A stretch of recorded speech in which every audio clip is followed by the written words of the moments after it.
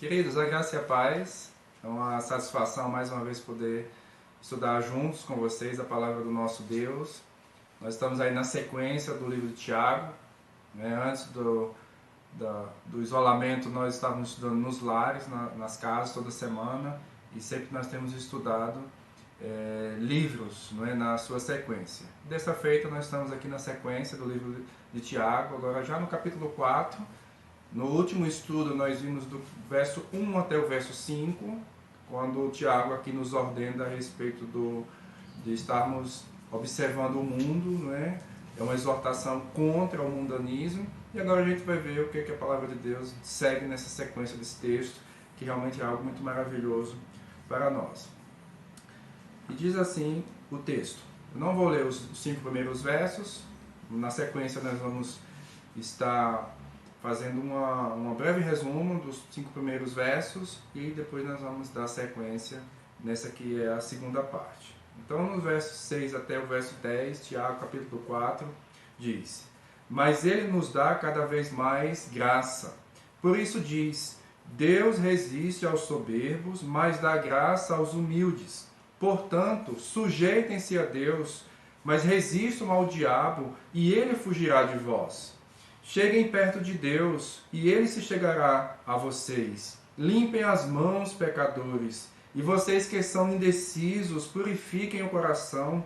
Reconheçam a sua miséria, lamentem e chorem.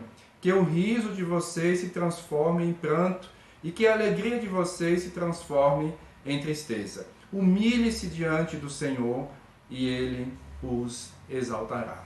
Vamos orar nesse instante? Pai bendito, nós nos colocamos diante do Senhor, diante da Tua Palavra e também diante de todos aqueles que estão assistindo nesse momento, ó Pai. Que a Tua graça seja cada vez mais abundante sobre as nossas vidas, sobre os nossos corações e que o Senhor venha falar as nossas vidas, ó Pai. Em nome do Senhor Jesus, ilumina a nossa mente, toca no nosso coração e que isso venha redundar, ó Pai, em transformação contínua diante do Senhor, diante do Teu Santo Espírito, ó Pai.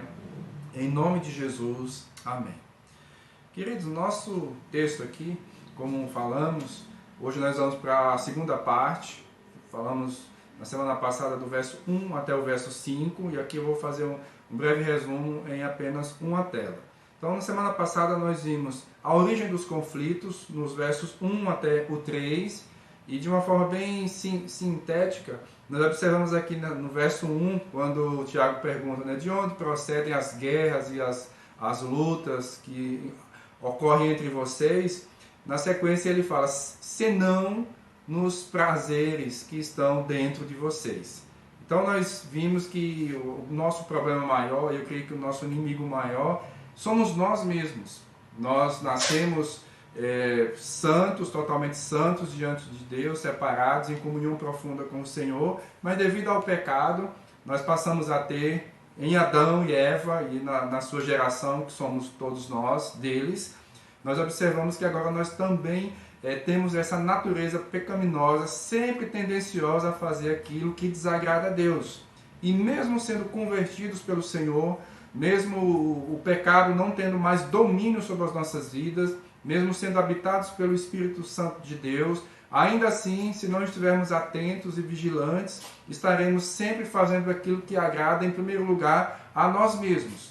Então, Tiago aponta aqui a causa principal dos conflitos que haviam entre aqueles irmãos de várias igrejas ali do primeiro século e de todas as igrejas, porque a humanidade não mudou muita coisa de lá para cá. Nós até podemos evoluir culturalmente e também, às vezes, tecnologicamente, mas na parte da humanidade, todos nós ainda carregamos essa natureza que é chamada adâmica, o pecado original que está em nós, e assim vamos viver uma vida, muitas vezes, em conflito com aquilo que nós deveríamos estar fazendo, que é andando segundo a vontade do nosso Deus. Então o problema inicial são os pecados que estão dentro de nós, os prazeres que estão em nós, e o resultado, ele fala no verso 2 e 3, é que nós não temos nada com isso.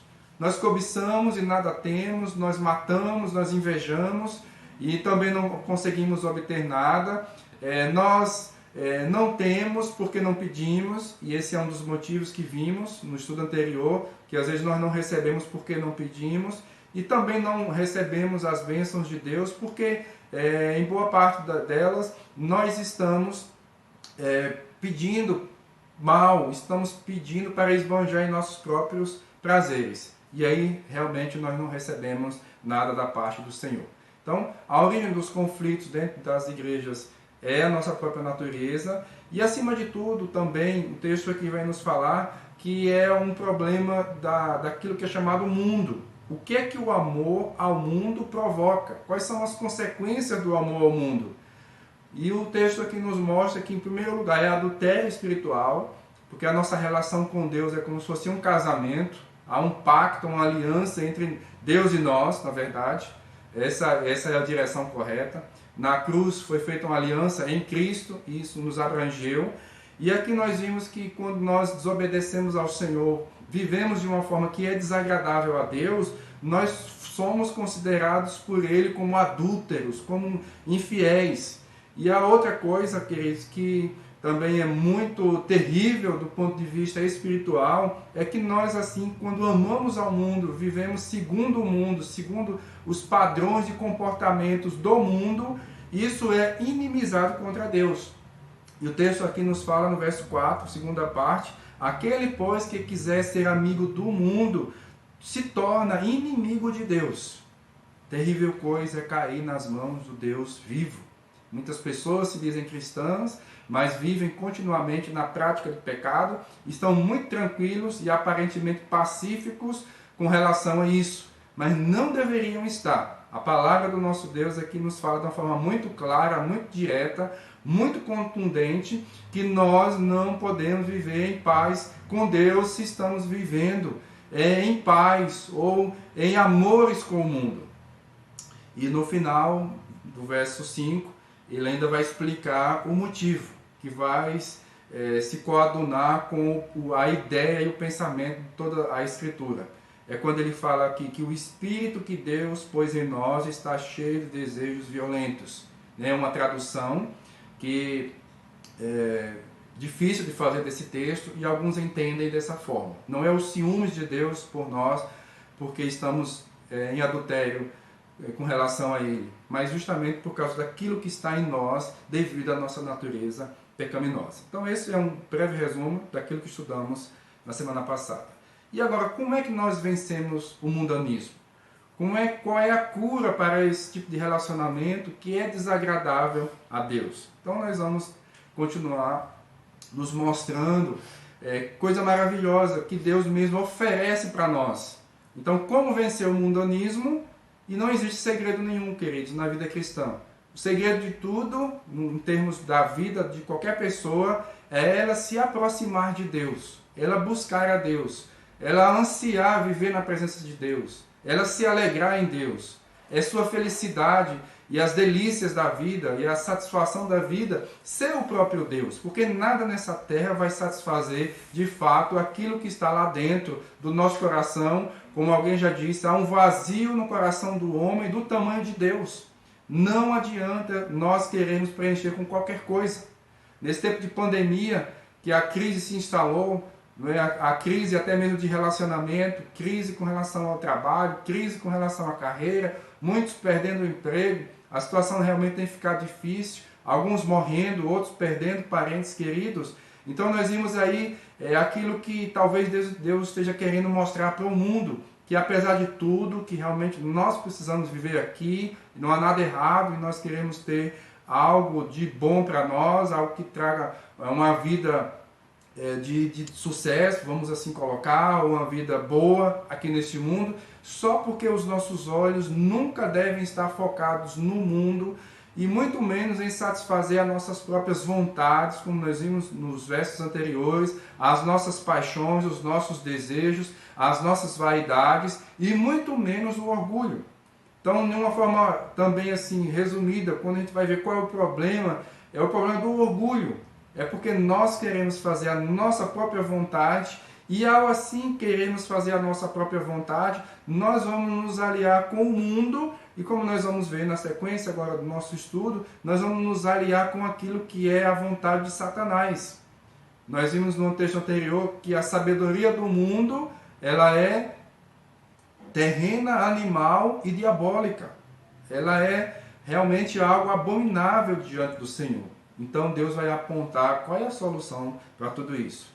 E aqui, depois de estudar alguns comentaristas, como Calvino, como Matthew Henry, como Augusto Nicodemos, e também o que a gente quer apresentar aqui agora, que é o Simon Kistemaker, eu achei aqui o resumo dele o mais apropriado para a gente traçar, pelo menos, um esboço daquilo que esse texto aqui quer nos trazer.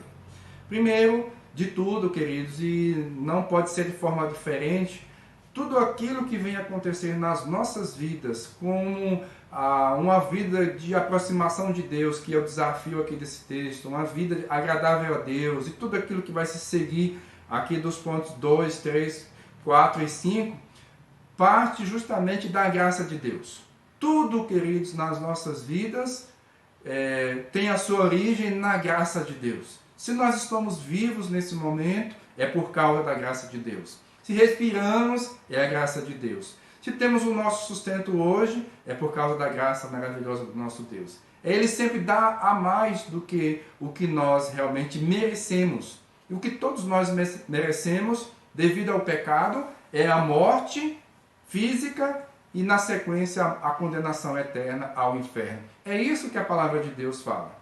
Algumas pessoas falam, mas eu não mereço isso. E nós devemos estar vigilantes com relação a esse tipo de pensamento. Eu mereço ser feliz. E eu queria aqui dizer, não pela minha própria pensamento, ideia ou filosofia, seja o que for, mas de acordo com o que a Bíblia diz, o que eu me merece por cada pecado é a morte física e a condenação eterna. Então, é muito complicado quando a gente vê até mesmo algumas músicas dizendo, Senhor, restitui e me dá de volta o que é meu. É muito perigoso, biblicamente, teologicamente, nós pensarmos dessa forma, porque aquilo que a gente merece é a condenação. Então, o que é que a gente quer focar com relação a tudo isso, frisar? É que a Bíblia nos fala, amados, que é graça. Então, depois de mostrar todo aquele problema, que a igreja estava tendo dificuldades nos relacionamentos, das guerras, dos conflitos entre os irmãos, né? Um tentando prevalecer a sua vontade, o desejo de aparecer, o desejo de ter a proeminência, o desejo por cargos dentro da igreja.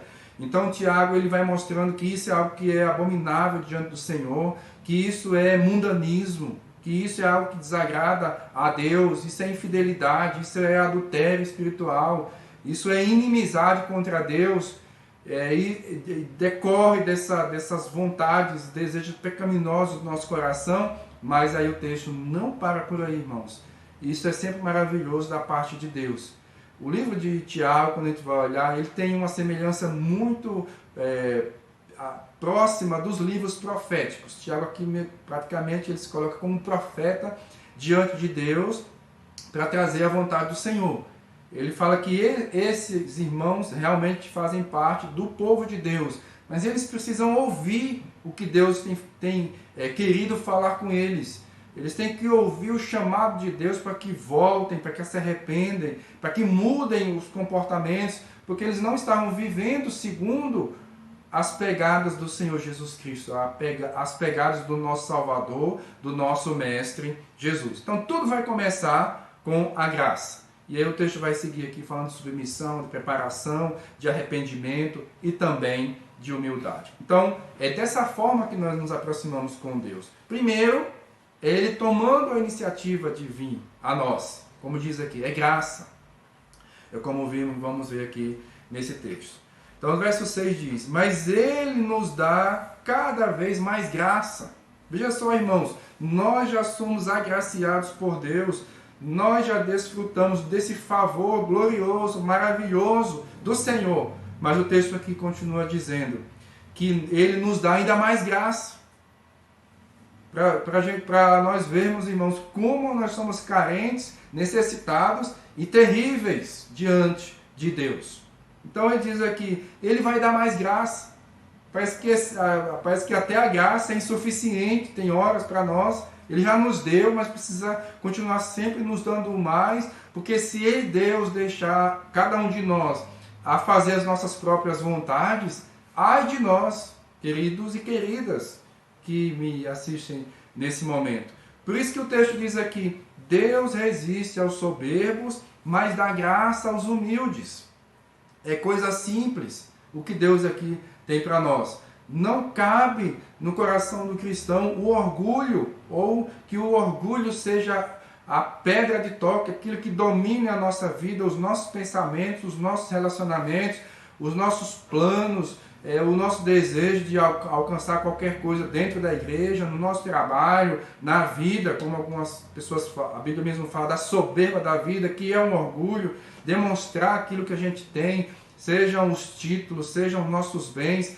Tudo isso, queridos, não fazem parte do propósito de Deus. Aqui, pelo contrário, a Bíblia nos mostra aqui claramente que Deus resiste a essas pessoas. E um dos exemplos que eu acho mais claros e contundentes da Bíblia é o famoso imperador, grande rei da Babilônia. Quando ele conquistou vários povos ali ao seu redor, trouxe os despojos, tornou um reino próspero e rico, fez um palácio majestoso, conhecido até hoje, os jardins suspensos da Babilônia, e a antiguidade tem dessas coisas grandiosas, belas aos olhos, de ostentação, e ele falou assim, tudo isso eu fiz com o meu poder, com a minha capacidade. E aí a Bíblia nos fala que Deus fez ele comer capim, fez ele pastar, e passou um tempo dessa forma. E lá em Daniel, no capítulo 4, quando nós vamos ler a Escritura, nós vemos uma carta do próprio rei Nabucodonosor.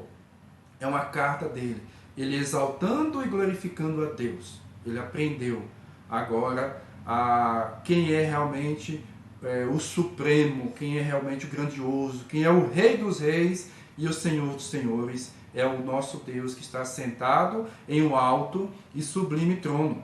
Então, Deus resiste aos soberbos. Porém, por sua vez, todavia, Deus nos dá da sua graça. Deus derrama da graça àqueles que se humilham, e é o que nós vamos ver aqui na sequência do nosso texto.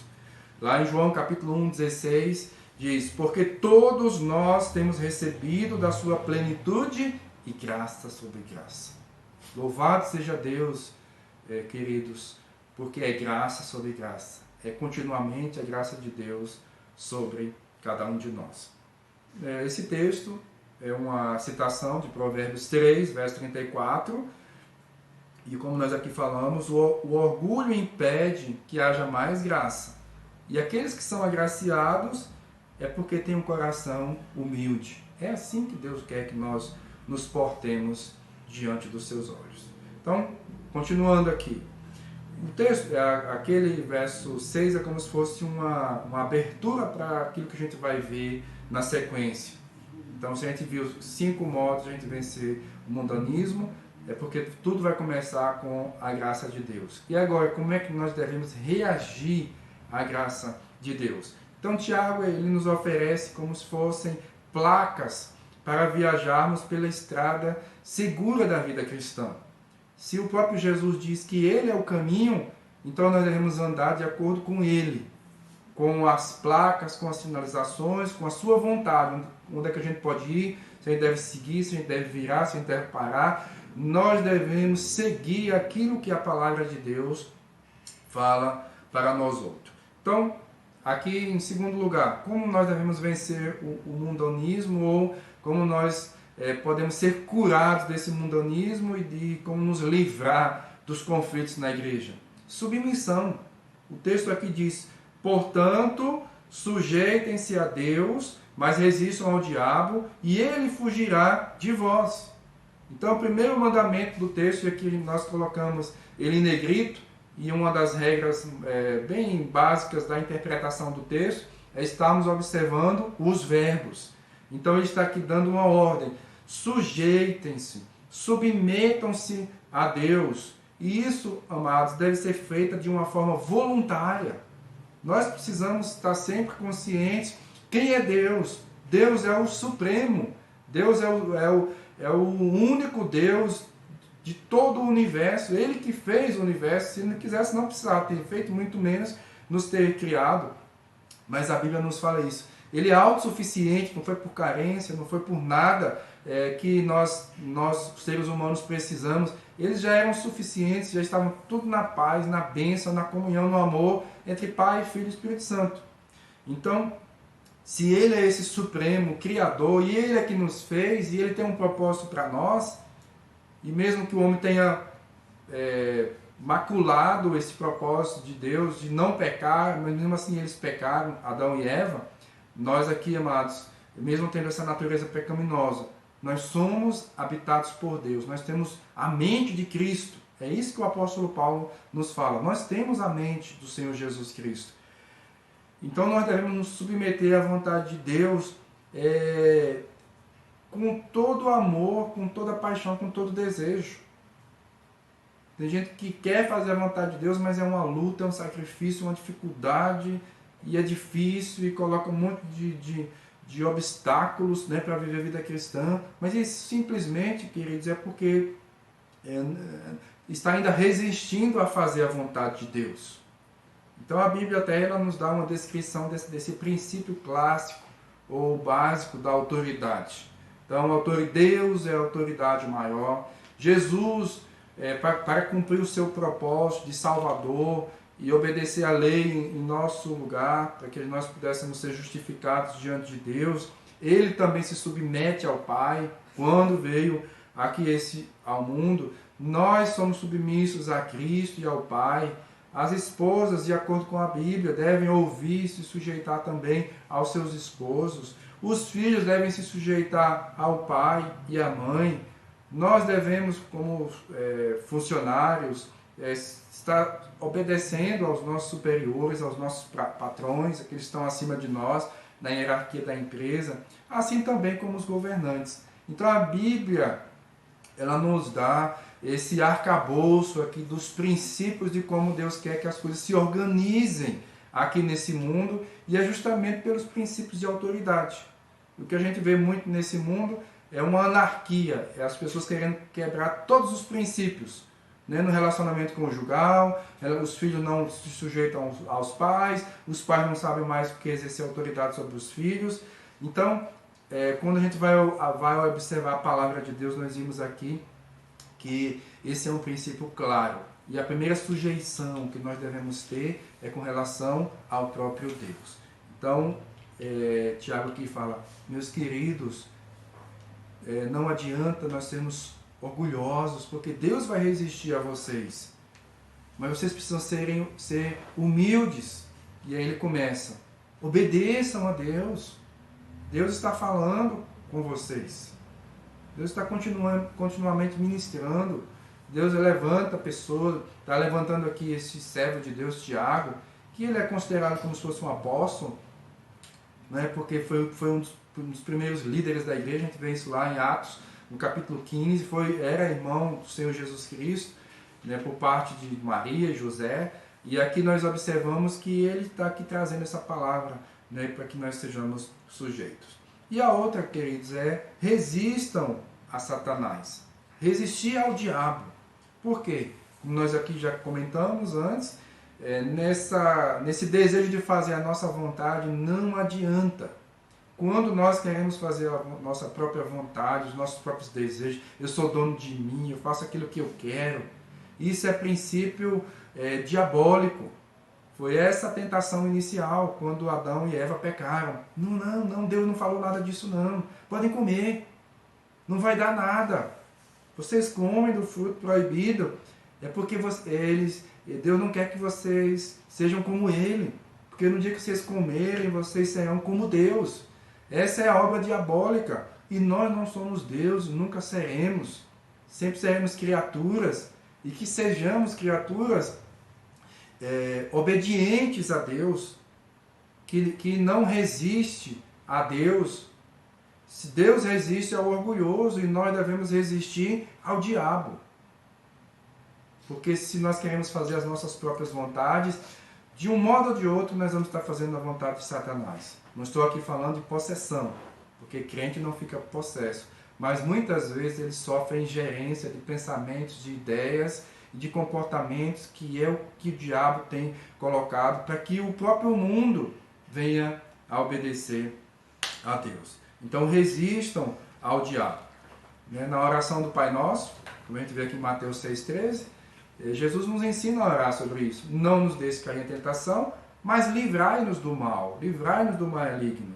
Efésios 6 é um texto maravilhoso que finaliza a carta de Efésios e vai nos mostrar ali, quando ele fala que vocês devem se revestir de Deus, devem se revestir de toda a armadura de Deus para poder resistir às artimanhas, às sutilezas, às ciladas do diabo.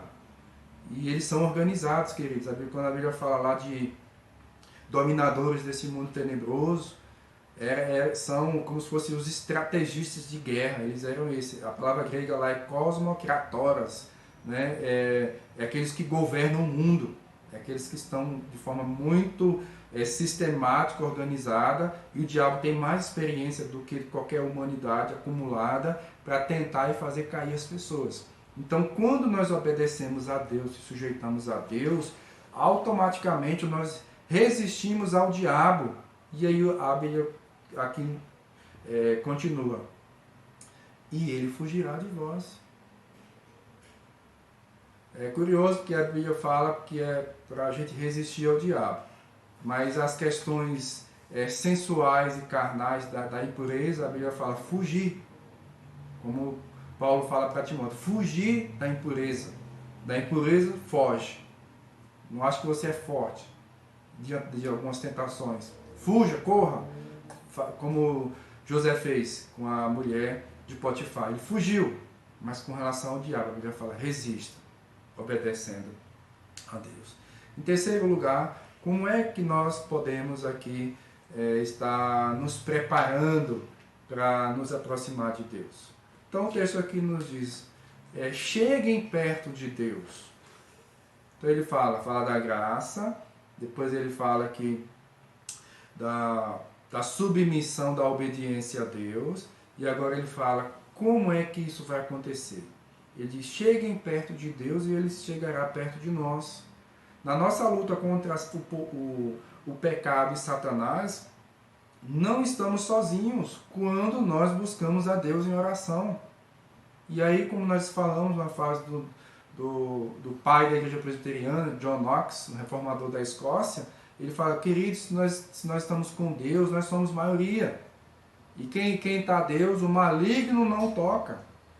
E nem muito menos vamos satisfazer a nossa própria vontade, se estivermos cheios do Espírito, se estivermos guiados pelo Espírito, controlados pelo Espírito Santo de Deus.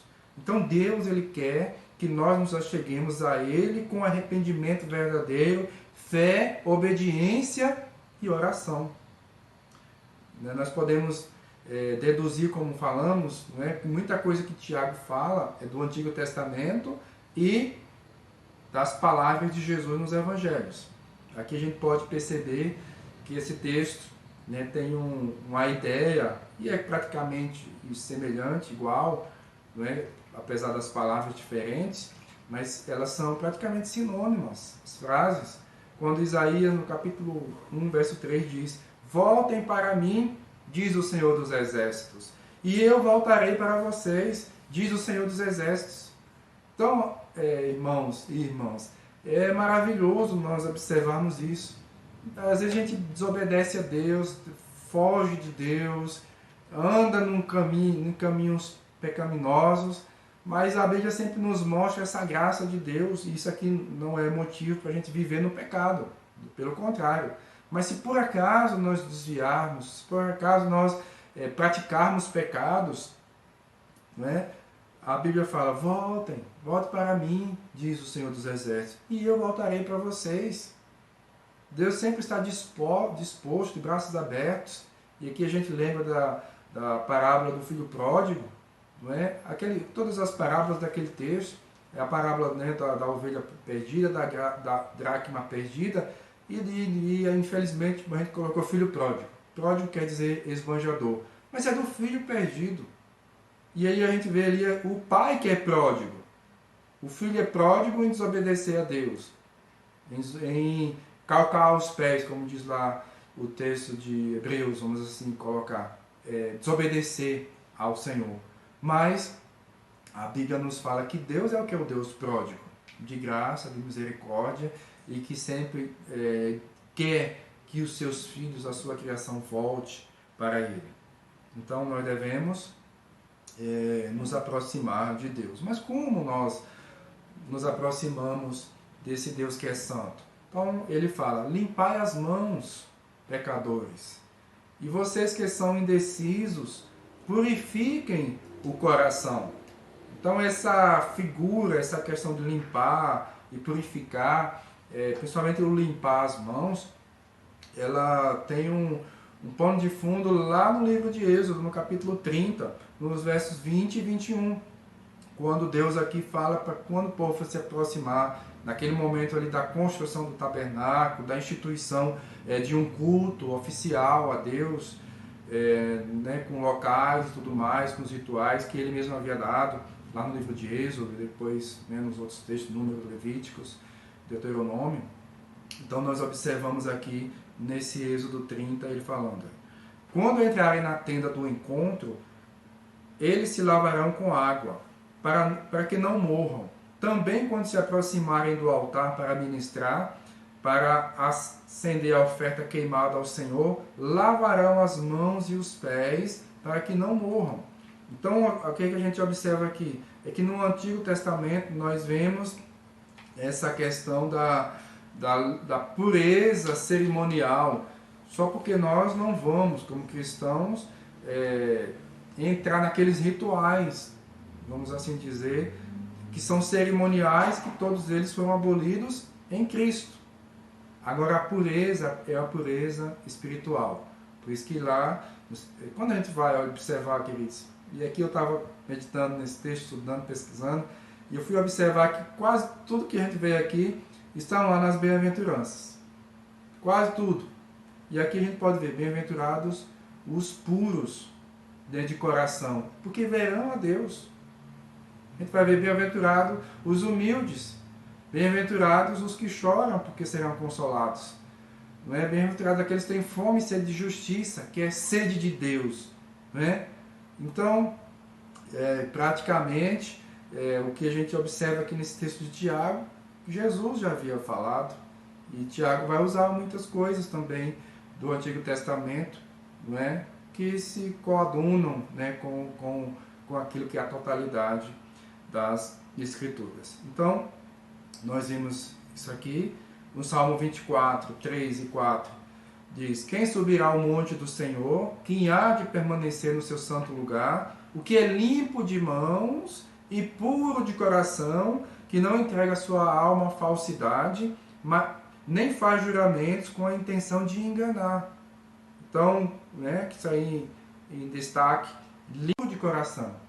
São esses que vão subir ao monte do Senhor, que vão permanecer no santo lugar do Senhor, que são frases sinônimas, e ele responde dessa forma.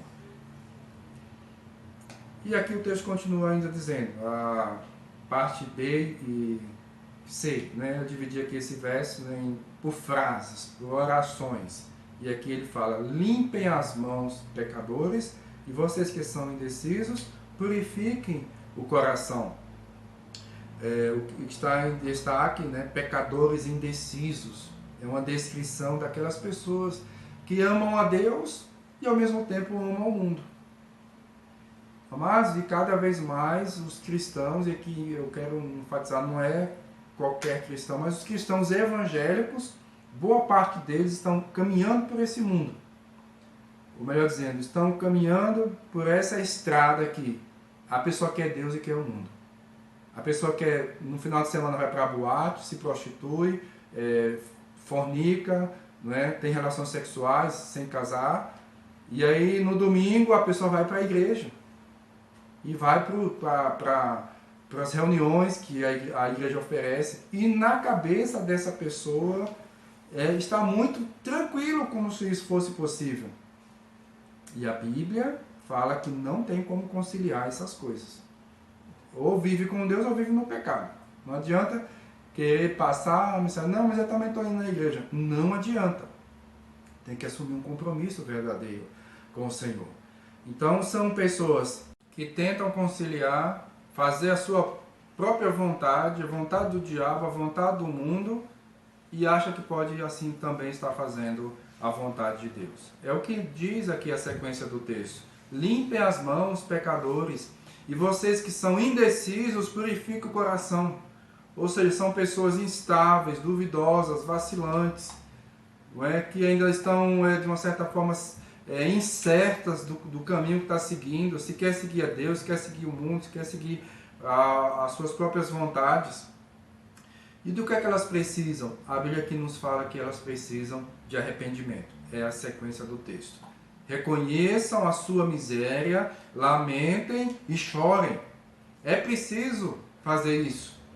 Se a pessoa está vivendo uma vida que desagrada a Deus, e a palavra do Senhor aqui está deixando bem clara, não é, que a satisfação dos seus próprios prazeres, dessas tensões, da vazão das tensões do coração, de onde é que procede tudo aquilo que é ruim, tudo aquilo que é mal. Se isso é um reconhecimento de uma infidelidade, de uma inimizade contra Deus, e a Bíblia fala que porque não há como conciliar essas coisas, então resta-nos fazer isso. Resta-nos estarmos buscando a Deus, nos preparando da melhor forma possível, e aqui vai nos mostrar realmente a primeira atitude que deve haver na nossa vida, que é se arrepender, que é reconhecer a nossa miséria.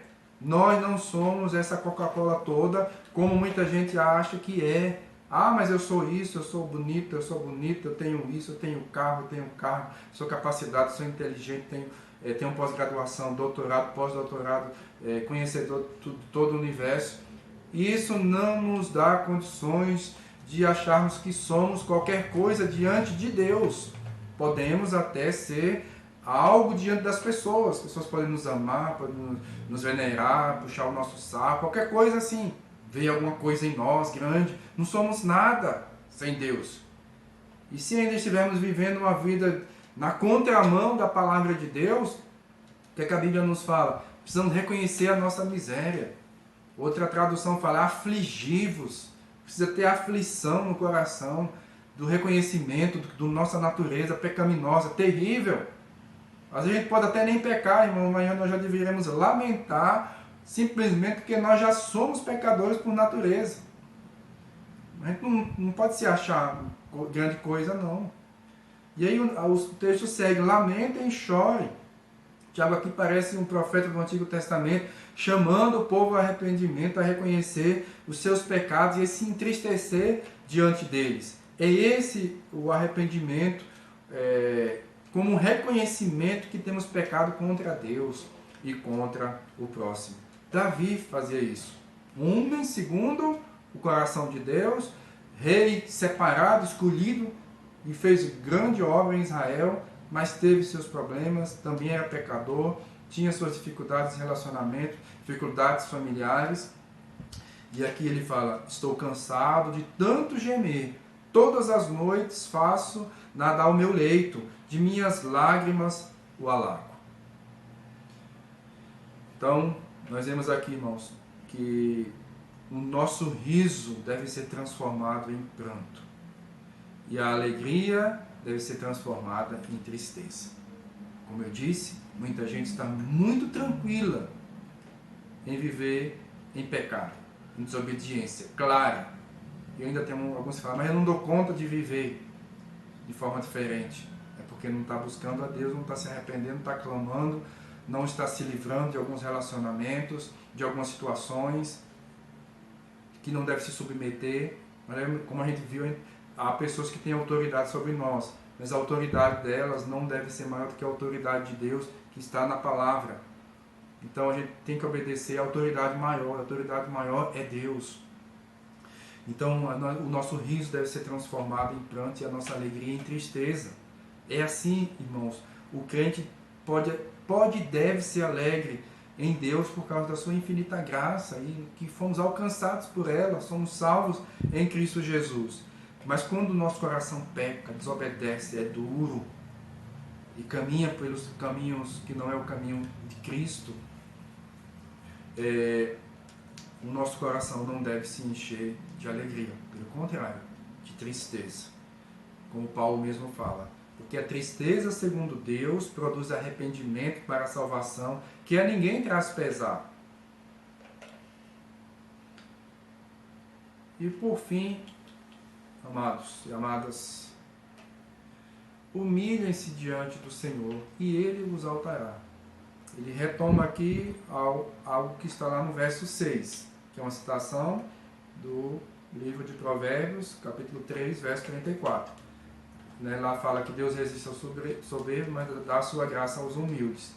E aqui ele usa uma outra linguagem: humilhem-se diante do Senhor e Ele os exaltará. É Ele quem vai nos exaltar. Então a humildade é a marca básica, a marca essencial daqueles que temem a Deus. Primeira bem-aventurança: bem-aventurados humildes de espírito. Outra tradução: pobres de espírito.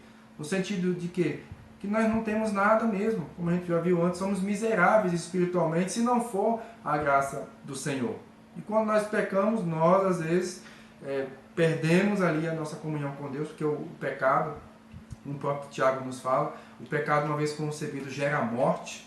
E essa morte, de uma certa forma, no caso do cristão, é uma separação de Deus, no sentido de não estar em plena comunhão e Deus não estar satisfeito com aquela pessoa. Então a humildade, por sua vez, é a marca daqueles que temem a Deus. É o que Jesus diz: quem se exaltar será humilhado, e quem se humilhar será exaltado. E Pedro também, servo que andou ali com Jesus, ele diz: portanto, humilhem-se debaixo da poderosa mão de Deus, porque Ele em tempo oportuno os exaltará. Então a gente vê que o que Tiago não está falando novidade, está falando de coisas básicas, coisas que fazem parte do fundamento da vida do cristão. E por fim, esse texto ele fala sobre quebrantamento. Essa que é a questão. É nós nos quebrarmos diante de Deus. No Antigo Testamento, lá no próprio livro de Êxodo, fala assim: esse povo é um povo de dura cerviz. Que figura é essa? É o famoso nariz empinado. É a pessoa que não se curva. Cerviz é a coluna. Aquela pessoa que não se dobra, que não se prostra diante de Deus. Não faz como tantos nas Escrituras fizeram. A gente vê aqui leprosos se prostrando diante de Jesus. Nós vemos o Jairo, sacerdote, líder religioso, lá em Cafarnaum, ele se prostra diante de Jesus e tantas outras pessoas. Então essa é a figura, amado, quando nós nos quebrantamos, quando nós nos curvamos, quando nós reconhecemos a soberania de Deus, a autoridade de Deus sobre as nossas vidas, que Ele é que deve mandar em nós. Nós fomos comprados por preço, nós não somos de nós mesmos. E a gente vê tanto crente orgulhoso, cheio de si, porque eu sou isso, porque eu sou aquilo. Somos nada, você não é nada. Sem Deus você não é nada. E mesmo que Deus os exalte aqui, não é para a nossa própria glória. Não é isso que Paulo fala em 1 Coríntios 10, verso 31. Aquele que se gloriar, glorie-se no Senhor. Deus nos exalta, não é para a gente ser orgulhoso, não. Porque já é uma contradição. Seria uma contradição das Escrituras. Mas Deus nos exalta para sermos humildes diante dele, diante das outras pessoas, e assim vemos a se gloriar em Deus, porque tem nos dado tantas bênçãos, tanta graça. Então Tiago fala diretamente ao coração daqueles verdadeiros crentes, que almejam acima de tudo a exaltação e honra que vem da parte de Deus, da parte do Pai Celestial, e não de cargos e posições. Então, abaixa a politicagem, abaixa o orgulho, abaixa essas coisas aqui humanas, terrenas, que não levam a nada, que não servem para nada, porque a gente está aqui, daqui a pouco morre. Não é verdade? Ou estou errado? E o que é que vai ficar?